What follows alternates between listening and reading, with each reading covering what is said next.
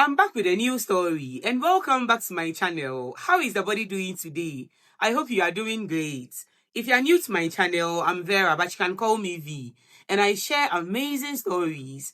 And if this is something you love, please subscribe and like this video. And don't forget to turn on the notifications so that when I post, you'll be notified immediately. Today's shout out goes to Kessie29, Miss Mara 817, and Miranda Enibreka Elom 8440. They were the first people to comment on my last video. Thank you so much for the support, babes. You know I love you. And now relax, get comfortable, and let's get right into it. I don't think my father ever wanted me. In fact, I am sure of it. He never smiled when he looked at me, never picked me up or played with me like the other dads I saw at school. To him, I was just there, a mistake, a burden. He told my mother once, right in front of me, "I only stayed because of you, not this child. She ruined everything." I was only 6 when I heard that, and somehow I understood exactly what he meant. He hated my mother. I could see it in his eyes. He talked to her like she was dead. And when she would cry in the kitchen, he would walk past her like she didn't matter. I grew up thinking maybe love didn't exist because the man who was supposed to love me first couldn't even look at me without disgust. When I brought home drawings from school, he would say, "What is this rubbish?" When I answered a question wrong, he would snap, "Stupid girl, you will never be anything." And when I finally came first in class, he just nodded and said, "That is what you are supposed to do. Why should I clap for that?" I used to try so hard. I would iron his shirt when mom wasn't home. I would sweep before he got back from work, hoping maybe, just maybe, he would say thank you or well done. But nothing came. No praise, no love, only silence or insults. The worst part was, I didn't even understand what I had done wrong. I didn't ask to be born. I didn't ask to be in the middle of their hates.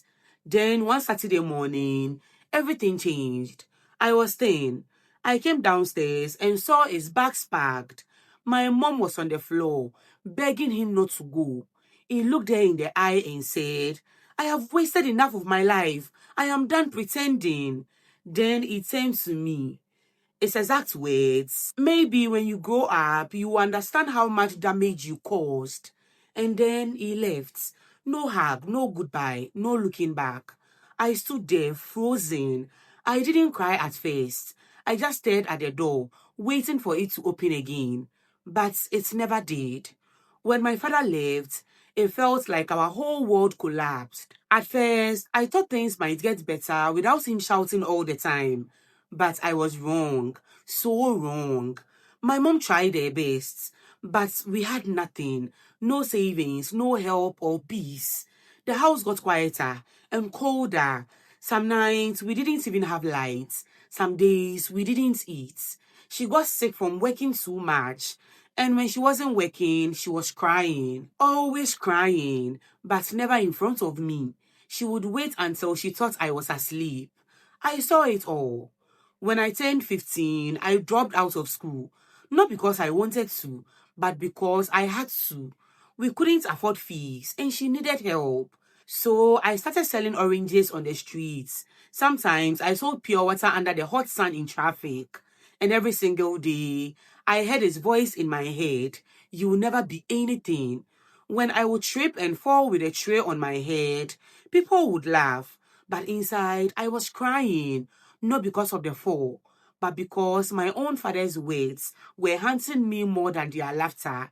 I worked like a grown woman, but I was just a girl. A girl who had to grow up too fast. By the time I turned 19, I was tired. I had been working non-stop for years. People barely looked me in the eye. Some shouted at me like I wasn't even human. My hands were always dry and cracked. My back ached, and my dreams, they felt far away, too far. No school, no connections, no family to lift me, no money saved, just survival. I would come home late, sit on the floor beside my mother's bed, and cry quietly so I wouldn't wake her. One night, I looked in the mirror and I didn't recognize myself. I looked broken, empty, like someone who had nothing left to give. And I whispered to myself, maybe he was right. Maybe I really am nothing. I don't know how long I stood there, but I remember the silence. It was the kind of silence that could swallow you whole. Then, somehow, I felt something deep inside me stay. Just something refusing to die, like a tiny voice whispering, keep going. It wasn't loud, but it was enough to make me wipe my tears, enough to push me out of the door the next morning, enough to say, even if I don't have a plan, I am not giving up, not yet. That tiny spark, that refusal to quit, it saved me. And I had no idea that life was about to change forever. It is funny how pain can push you into purpose. I didn't have a plan. I didn't have a degree, but I had a phone, and a cracked one at that. One day, after another long shift scrubbing floors, I lay on my bed scrolling through videos, makeup tutorials, before and afters, women smiling like they owned the world. Something inside me said, I can do this, I whispered. I didn't have fancy brushes. I didn't even have real makeup, just the cheap ones from the corner shop. But I started anyway. Every night, I would sit in front of a tiny mirror, copying looks I saw online. Contour, highlight, blend, mess up, try again. Some days, I looked like a clown. Other days, I saw glimpses of magic. I practiced on myself, then on my cousins, then my neighbors. They would giggle. Ah, are you now a makeup artist? People laughed, but I kept going. Then one day, I decided to record a video. My hands were shaking. My ring light was a broken lamp I had balanced on books. I posted a video on TikTok and went to bed embarrassed. The next morning, my phone wouldn't stop buzzing. 10,000 views, 50,000. Comments like, you are good. Do my face next. You are gifted. I cried. For the first time in my life, I felt seen. People didn't know my pain. They just saw what I could do. Suddenly, strangers were messaging me for bookings. 3 years. That is all it took. 3 years of sleepless nights, non-stop hustle, and silent tears. And somehow, I made it. I went from doing makeup in my tiny room with shaky hands and second-hand products to running my own beauty studio in the center of town. I had clients booking weeks in advance. People flew in from other cities just to get their faces done by me. Me, the girl who cleaned toilets. The girl who once cried herself to sleep because she believed she would never be anything. I didn't stop there. The day I bought my mom a car, she screamed and dropped to her knees. She cried like a baby. She said, you have done more than I ever dreamed. I moved us into a clean, safe apartment with running water and no leaking roofs. I decorated every corner with love. I made sure mom never had to work again. And still, with all the success, all the growth, all the praise, there was one voice I couldn't silence. His, my father. Every time someone said, you are amazing, I would hear his voice in my head saying, you will never be anything. I tried to shake it off, but deep down, a part of me still wished it could see me now, wished it could walk into my studio and say, I was wrong, not because I needed his approval, but because I wanted to prove, not to him, but to the little girl he broke, that she became everything he said she couldn't be. It was a regular afternoon. I was in the middle of a bridal makeup session when my phone rang. Unknown number. I almost ignored it, but something told me to pick up. Hello, I said, distracted. Is this Amina? The voice asked. Yes, I replied. There was a pause, a heavy silence. Then the voice said something that made my hands go cold. I am calling about your father. My brush slipped from my fingers. It felt like the room span. My father, the man who walked out of my life, the man who never called, never cared if I was dead or alive. What about him? I asked, my throat dry. He is very ill, the voice said. Stage 4 cancer. It has spread fast. He doesn't have much time. I couldn't speak. I didn't even know how to feel. But the next sentence changed everything. He needs a bone marrow transplant. We have tested everyone we could reach. You are his only child, his only match. I sat down slowly. Me, the girl he abandoned, the girl he told would never be anything. Now I was his only hope. Please, the voice continued. He may not make it through the month without it. I wanted to laugh, cry, scream. After everything he did, now I had to save his life. I didn't even know where he lived, what kind of man he had become. And now he needed a piece of me to stay alive. I ended the call without saying much. But that night, I couldn't sleep. Not because I cared, but because fate had flipped the table. The same man who threw me away now needed me to leave. I won't lie to you. When they told me he was dying, my first thought was simple: let him rot. This was the man who walked out when I was 10, who never looked back, who called me useless like it was my name. He watched me grow up from a distance, a ghost of a father. Now he wanted my help. I laughed bitterly. He didn't deserve to be saved. That night, I sat on the floor of my studio, staring at the wall for hours. So many memories rushed in. Him shouting at my mom, slamming doors, calling me a burden. I remember the nights we went to bed hungry, the times I wished I had a father like other kids. And now it was on a hospital bed, waiting for me. No, I wasn't ready to be the bigger person. But then my mom sat beside me. He held my hand, her eyes soft but tired. She said something I will never forget. Save him. Not for him, but for you. Don't carry this bitterness forever. Show him you became everything he said you couldn't. Her voice cracked at the end. She still had love for the man who broke her. And somehow, she still had hope in me. I didn't say anything that night, but deep down, I knew what I had to do. I called the hospital back the next morning. I would do it, I said, but under one condition. I want to see him first. I want him to look me in the eye. If I'm going to give him a part of me, he needed to remember the part of me he tried to erase. The hospital room was cold. I stood at the door for a few seconds, just staring. I almost turned around, but then I saw him. The man who used to tower over me with so much hate now looked like he could barely hold up his own head. He was lying in bed, surrounded by tubes. His skin was pale. His arms were skinny. His face, older than I remembered, much older.